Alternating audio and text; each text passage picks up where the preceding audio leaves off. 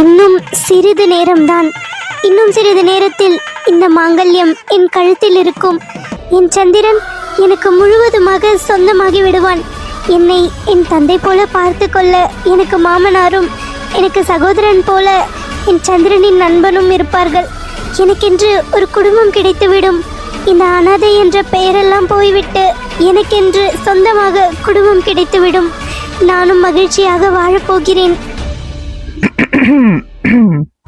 என்ன, எங்கள் ஜமீனம்மா எதையோ தீவிரமாக யோசிப்பது போல தோன்றுகிறது. என்ன என்று எங்களிடமும் சற்று சொல்லலாமே. என்ன யோசிக்கிறீர்கள் ஜமீனம்மா? என்னது, ஜமீன் அம்மாவா? ஆமாம், இந்த ஜமீனின் ஒரே வாரிசு நான் தான். என்னை திருமணம் செய்து கொள்ள போகும் நீதானே ஜமீன் அம்மாவாக இருப்பாய். நீதான் இந்த ஜமீனின் மகாராணி. எனக்கு ஜமீனின் மகாராணியாக இருப்பதில் சந்தோஷம் இல்லை. உங்களின் மனைவியாக இருப்பதில் தான் மிகுந்த மகிழ்ச்சியாக இருக்கும். யாரும் இல்லாத எனக்கு புதிதாக ஒரு வாழ்க்கை கொடுத்திருக்கிறீர்கள். நான் உங்களையும் உங்கள் குடும்பத்தையும் மிகவும் மிகவும் நன்றாக பார்த்து கொள்வேன். நீங்கள் வேண்டுமென்றால் பாருங்களேன், நீங்களே சொல்வீர்கள், லேகா நீ என் குடும்பத்தை மிகவும் நன்றாக பார்த்து கொள்கிறாய் என்று கூறுவீர்கள். அது எனக்கு தெரியும் அன்பே. உண்மையில் நான் உன்னை மிகவும் மகிழ்ச்சியாக பார்த்து கொள்ள வேண்டும் என்று ஆசை கொள்கிறேன். நான் உன்னை என் உள்ளங்கையில் வைத்து தாங்க வேண்டும். நீ என் மகாராணி. உன் கண்களில் என்றும் கண்ணீர் வராதது போல் நான் உன்னை பார்த்து கொள்வேன். நான் இது உனக்கு கொடுக்கும் வாக்கு. இது நான் உனக்கு கொடுக்கும் சத்தியம். நீ என்னை நம்புகிறாய் தானே? ஆமாம், நான் உங்களை மட்டுமே நம்புகிறேன். என்ன அவசரம்? திருமணத்திற்கு பிறகு பேசிக்கொள்ளலாமே இருவரும்.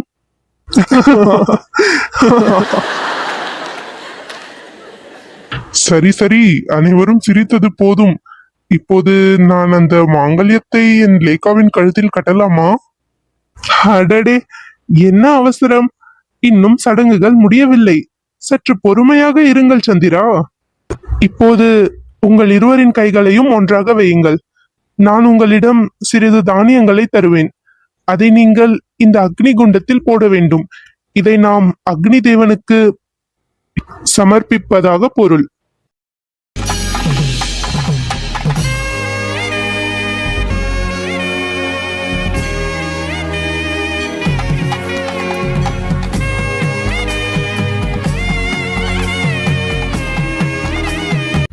என்ன இது?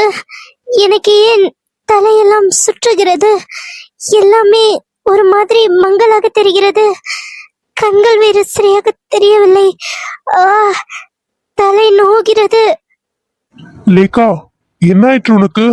ஏன் ஒரு மாதிரி இருக்கிறாய்? லேகா, லேகா, என்ன ஆயிற்று உனக்கு? கண்களை திறந்து பார் லேகா. ஐயையோ, என்ன ஆனது? ஏன் மணப்பெண் மயங்கி விட்டார்கள்? இது நல்ல சகுனம் அல்ல. இது மிகவும் தீய சகுனம். திருமண நேரத்தில் இப்படி நடக்கக்கூடாது. இது அபசகுனம். சந்திரா, என்ன ஆனது? எதற்காக லேகா இப்படி மயக்கம் போட்டு விட்டாள்? காலையிலிருந்து எதுவும் உணவு அருந்தவில்லையா? ஐயோ, இன்று என் மகனின் திருமணம். இப்போதுதான் இப்படி ஆக வேண்டுமா? என் மருமகளை யாரும் நன்றாக பார்த்து கொள்ளவில்லையா? இதற்காக தான் என் வீட்டில் இத்தனை பணி ஆட்களை வைத்திருக்கிறேனா? ஐயோ, சற்று அனைவரும் அமைதியாக இருங்கள். முதலில் இவளுக்கு என்னவென்று பார்க்க வேண்டும். யாராவது மருத்துவர் இருந்தால் இங்கு வந்து பாருங்கள். எனக்கு பயமாக இருக்கிறது. என் லேகாக்கு என்ன ஆனது என்று தெரியவில்லை. அவள் கண்களை திறக்கவே மாட்டேங்கிறாள். ஐயா, சற்று நகருங்கள். நான் மருத்துவம் பார்ப்பவள் தான். என்னவென்று பார்த்து கூறுகிறேன். நல்ல வேளை நீங்கள் இங்கு இருக்கிறீர்கள். சற்று சீக்கிரம் வந்து பாருங்கள் என் மருமகளுக்கு என்ன ஆயிற்று என்று. அம்மா, சற்று என்ன ஆயிற்று என்று பாருங்கள். எனக்கு மிகவும் கவலையாக இருக்கிறது. இவள் கண்களை திறப்பதாக தெரியவில்லை. என்ன என்று பார்த்து சொல்லுங்களேன். பதட்டம் கொள்ள வேண்டாம். நான் என்ன என்று பார்க்கிறேன். முதலில் எனக்கு சற்று தண்ணீர் கொடுங்கள். இதோ இதோ எடுத்து வருகிறேன். அன்பே, அன்பே, உன் கண்களை திற. உன் கண்களை திறந்து என்னை பாரு. இன்று நமக்கு திருமணம். என்ன ஆனது லேகா உனக்கு? ஏன் இப்படி மயங்கி கிடக்கிறாய்? நான் பேசுவது உனக்கு கேட்கிறதா? அன்பே, உன் கண்களை திறந்து பார். ஒரு முறை பார் என்னை.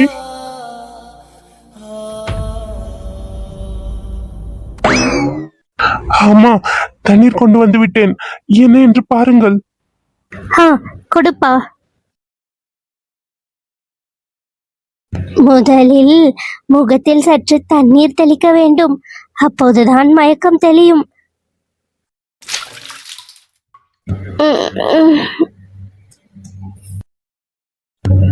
என்னாயிற்று எனக்கு? சற்று நேரம் பதட்டம் கொள்ளாமல் அமைதியாக இருங்கள் அம்மா. உங்கள் நாடியை பிடித்து பார்த்து என்ன பிரச்சனை என்று கூறுகிறேன். சரி.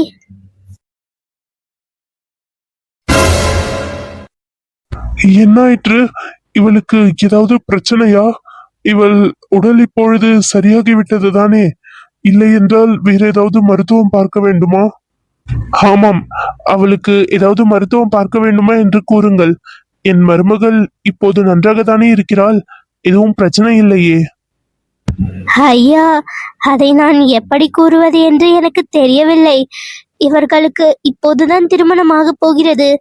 ஆனால் இந்த பெண் 2 மாதம் கர்ப்பமாக இருக்கிறாள். என்னது என்னது 2 மாதம் கர்ப்பமாக இருக்கிறாளா? என்ன நடக்கிறது இங்கே? அதற்கெல்லாம் வாய்ப்பே இல்லை. என் மகனுக்கு இவளை 1 மாதமாக தான் தெரியும். அப்படி இருக்கையில் எப்படி 2 மாதம் கர்ப்பமாக இருக்க முடியும்? அதானே, என்ன கூறுகிறீர்கள் நீங்கள்? சற்று ஒழுங்காக பார்த்து கூறுங்கள் அம்மா. குழப்பம் ஏற்படுத்த வேண்டாம். ஐயா, திருமணம் நடைபெறும் இந்த நேரத்தில் இப்படிப்பட்ட செய்தி மிகவும் கசப்பானதுதான். ஆனால் நீங்கள் சற்று விசாரித்துவிட்டு இந்த பெண்ணை உங்கள் மகனுக்கு திருமணம் செய்து வைப்பது நல்லது என்று தோன்றுகிறது. நான் வெகு வருஷமாக இந்த மருத்துவ தொழிலில் இருக்கிறேன். நிறைய பெண்களுக்கு பிள்ளை இருக்காது. அவர்களுக்கு பிள்ளை பிறப்பதற்கான ஆலோசனை சொல்பவள் நான். அதிலும் மிகவும் அதிகமான பிரசவத்தை பார்த்திருக்கிறேன். ஆனால் என்னால் உறுதியாக சொல்ல முடியும், இந்த பெண் 2 மாதம் கர்ப்பமாக இருக்கிறாள். நீங்கள் என்னை கோவித்துக் கொண்டாலும் பரவாயில்லை, ஆனால் அதுதான் உண்மை. உங்களுக்கு சந்தேகம் இருந்தால் நீங்கள் வேறு மருத்துவச்சியை கூட கூப்பிட்டு சோதித்து பாருங்கள். இல்லை இல்லை, நீங்கள் போய் கூறுகிறீர்கள். அது எப்படி எனக்கே தெரியாமல் நான் கர்ப்பமாக முடியும்? அதற்கெல்லாம் வாய்ப்பே இல்லை. நீங்கள் ஏதோ போய் கூறுகிறீர்கள். நான் அப்படிப்பட்ட பெண் இல்லை. சந்திரா, சந்திரா, தயவு செய்து நீங்களாவது என்னை நம்புங்கள். நான் அப்படிப்பட்ட பெண் இல்லை. இவர்கள் என்ன சொல்கிறார்கள் என்று எனக்கு புரியவில்லை. ஆனால் நான் சத்தியமாக எந்த தவறும் செய்யவில்லை. நான் கர்ப்பமாக இருக்க வாய்ப்பே இல்லை. போதும், வாயை மூடு. இதற்கு மேல் ஒரு வார்த்தை பேச வேண்டாம். இப்படி இத்தனை பேர் கூடியிருக்கும் இடத்தில் எங்கள் ஜமீனின் மானத்தையே வாங்கி விட்டாயே. மாமா, தயவு செய்து அப்படி பேசாதீர்கள். நான் அப்படிப்பட்ட பெண் இல்லை. இவர்கள் ஏன் இப்படி கூறுகிறார்கள் என்று எனக்கு தெரியவில்லை. நான் எந்த தவறும் செய்யாதவள். தயவு செய்து சற்று என்னை புரிந்து கொள்ளுங்கள். நான் களங்கமற்றவள். ஐயா, எனக்கு போய் கூறி என்ன கிடைக்க போகிறது? நீங்களே சொல்லுங்கள். நான் பொய்யெல்லாம் கூறவில்லை. உங்கள் கண் முன்புதானே இவள் மயங்கி விழுந்தாள். கர்ப்பமாக இருந்தால்தான் இப்படி மயக்கம் எல்லாம் வரும். எதுவும் இல்லாமல் ஏன் இவளுக்கு மயக்கம் வந்தது? அதை பற்றி சற்று சிந்தித்து பாருங்கள். அதற்கான காரணத்தை நான் கூறுகிறேன். என்ன காரணம்? ஐயா, நான் இதை கூறுவதற்காக என்னை மன்னித்து விடுங்கள். லேகா அம்மா, என்னையும் மன்னித்து விடுங்கள். என்னால் இதற்கு மேல் மறைத்து வைக்க முடியவில்லை. லேகா அம்மா, அந்த மாளிகையில் இருந்த 1 வாரமும் யாரோ ஒரு நபர் வந்து வந்து சென்று கொண்டே இருந்தார். நம் திருலோக சந்திரையா மாளிகையில் இல்லாத நேரத்தில் அவன் வருவான். ஆனால் சரியாக திருலோக சந்திரையா வருவதற்கு சற்று நேரத்திற்கு முன்பு அங்கிருக்கும் மதில் சுவரை எகிரி குதித்து அங்கிருந்து சென்று விடுவான். நானும் 2-3 முறை பார்த்தேன். ஆனால் பெரிய எடுத்த விவகாரம் நமக்கு எதற்கு என்று நான் அமைதியாகி விட்டேன். இன்று மனவரையில் இப்படி ஒரு குழப்பம் நடந்து கொண்டிருக்கிறது. நம் திருலோக சந்திரையா இப்படி உட்கார்ந்து கொண்டிருக்கிறார். அவரை பார்த்ததும் எனக்கு மனது கேட்கவில்லை. அதனால்தான் நான் இந்த உண்மையை இப்போது சொல்கிறேன்.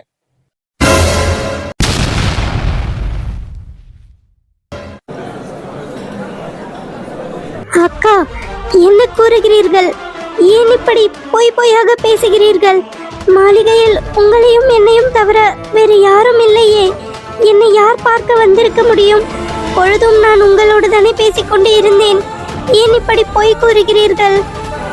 லேகா அம்மா, என்னை மன்னித்து விடுங்கள். இதற்கு மேல் உண்மையை என்னால் மறைக்க முடியவில்லை.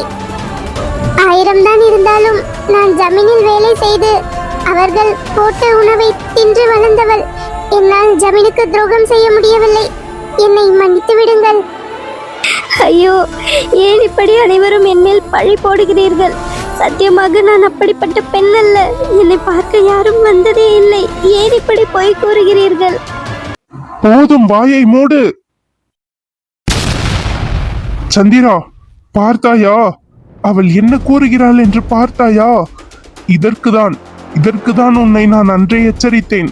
இப்படிப்பட்ட பெண்களை நம்பக்கூடாது என்று. உன்னை எப்படி ஏமாத்தி விட்டாள் பாரு. அதுவும் இல்லாமல் நம் ஜமீனின் மானமே போய்விட்டது. இத்தனை வருஷம் கட்டி காப்பாற்றிய அனைத்து கௌரவமும் இன்று சுக்குநூறாக உடைந்து விட்டது. அது எல்லாம் உன் தவறுதான். அப்புறம் நீ இந்த ஊரில் இருக்கவே கூடாது. என் கண்முன் இருக்கவே கூடாது. இங்கிருந்து எங்காவது சென்று விடு. உன்னை பார்க்கவே அருவருப்பாக இருக்கிறது. நீ ஒரு வேசி. தந்தையே, போதும், நிறுத்துங்கள். இதற்கு மேல் எதுவும் பேச வேண்டாம். லேகா, என்னோடு வா. நான் எந்த தவறும் செய்யவில்லை. என்னை நம்புங்கள். என்னோடு வா என்றேன்.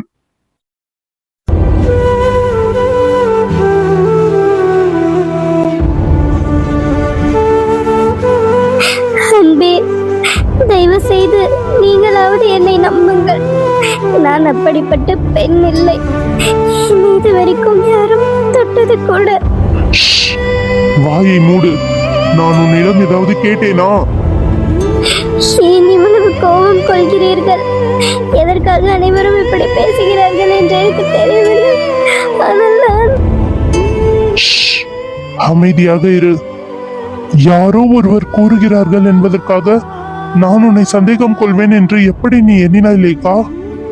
அப்படி நான் உன்னை ஒரே ஒரு முறையாவது சந்தேகம் கொண்டாலும் நான் உன் மீது வைத்திருந்த காதல் அனைத்தும் பொய்யாகிவிடும். அன்பே, ஆம் லேகா, அனைவரும் ஏதோ கூறுகிறார்கள். ஆனால் நான் அவர்களை நம்பவில்லை. உன்னை நம்புகிறேன். நம் காதலை நம்புகிறேன். யாரோ கூறிவிட்டார்கள் என்பதற்காக நீ தவறானவள் என்று நான் எண்ணுவேன் என்று எப்படி நீ நினைக்கலாம்? அன்பே, நான் இருக்கிறேன் உனக்காக. எனக்கு தெரியும், என் லேகா எந்த தவறும் செய்திருக்க மாட்டாள். இது வேறு ஏதோ ஒரு சூழ்ச்சி போல தோன்றுகிறது. நம் திருமணம் நடைபெறக்கூடாது என்று யாரோ சதி செய்கிறார்கள். ஆனால் லேகா, அந்த கடவுளே வந்து கூறினாலும் நான் உன்னை ஒருபோதும் சந்தேகம் கொள்ள மாட்டேன். எனக்கு தெரியும் என் லேகா யார் என்று. நான் அவள் கண்களில் என் காதலை பார்த்திருக்கிறேன். அப்படி இருக்கையில் அவளால் எப்படி எனக்கு துரோகம் செய்ய முடியும்? அன்பே, உண்மையில் நீங்களாவது என்னை நம்புகிறீர்களே, எனக்கு மிகவும் மகிழ்ச்சியாக இருக்கிறது. உங்களைப் போல ஒருவரை திருமணம் செய்து கொள்வதற்காக நான் மிகவும் புண்ணியம் செய்திருக்க வேண்டும். இது போதும் அன்பே. எனக்கு இப்படிப்பட்ட ஒரு காதல் கிடைத்திருக்கிறது. இதுவே போதும். இப்போதே சாக சொன்னாலும். போதும், வாயை மூடு. சாவதை பற்றி எதற்காக பேசுகிறாய்? நான் உன்னோடு வாழ வேண்டும் லேகா. என் இறுதி மூச்சு வரை உன்னோடு நான் வாழ்ந்து மடிய வேண்டும். நான் உனக்கு வாக்கு கொடுத்திருக்கிறேன். உன் கண்களில் ஒரு துளி கண்ணீர் கூட வராமல் பார்த்து கொள்வேன் என்று. தயவு செய்து அழாதே. என் இதயம் வலிக்கிறது. இல்லை இல்லை அன்பே, இனி நான் அழப்போவதில்லை. நீ என்னை நம்புகிறாய் தானே? ஆமாம், நான் உங்களை மட்டுமே தான் நம்புகிறேன். அப்படி என்றால் சரி, நீ நம் மாளிகைக்கு செல்.